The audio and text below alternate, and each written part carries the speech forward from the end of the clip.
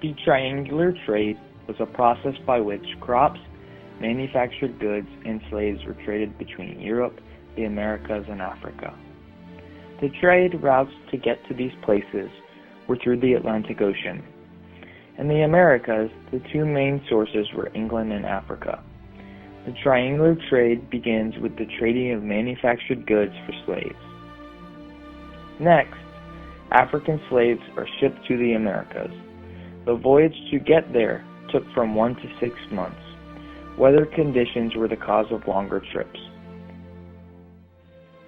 Once the slaves were dropped off in the Americas, the goods of the New World were collected in exchange for the slaves, and the ship headed back home.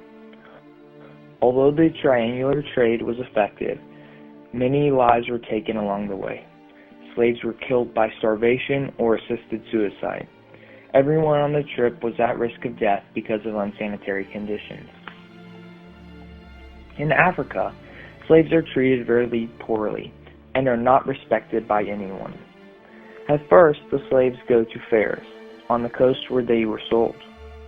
Hundreds of people came out for this, because it was not an everyday thing where they could get slaves. Once the slaves arrived at the fair, they are stripped of all of their clothing.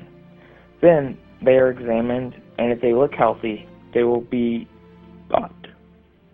This caused families of slaves to separate, and they couldn't do anything about it. The interesting thing was in Africa. Some of the slave traders were African American as well. Eventually, some of these slaves will make their way to the New World. As slaves make the journey, they are constantly punished and some killed.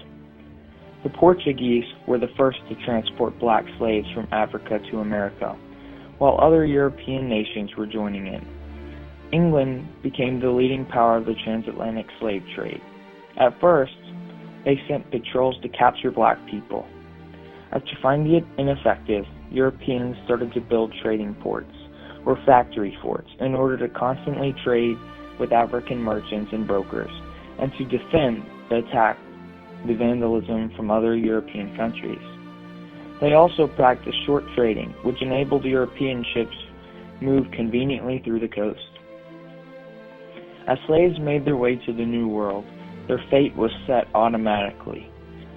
They just had to pray that one day they would be free. Some slaves would either spend their time in North America, the Caribbean, or South America. In North America, the slaves would be treated more fairly than anywhere else, but would spend their whole life as a slave as well as their family, unless they escaped. In South America, slaves were treated very poorly and had very labor-intensive tasks. By 1871, Brazilian law allowed children born into slavery to claim freedom once they were adults. Compared to North America, the difference in number of slaves before the law was even fully established was still a big difference.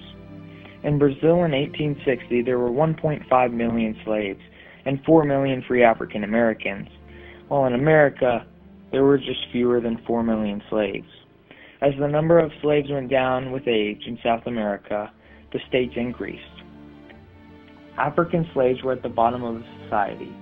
Although sometimes they would revolt against European rule, occasionally some black slaves could be freed, and even strive to live a decent life, most of the time. They, along with their descendants, were in the most despairing condition of life.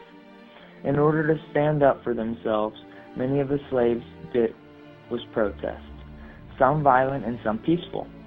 The peaceful ones were orders given to the slaves, but not followed by them in their entirety, or not done at all.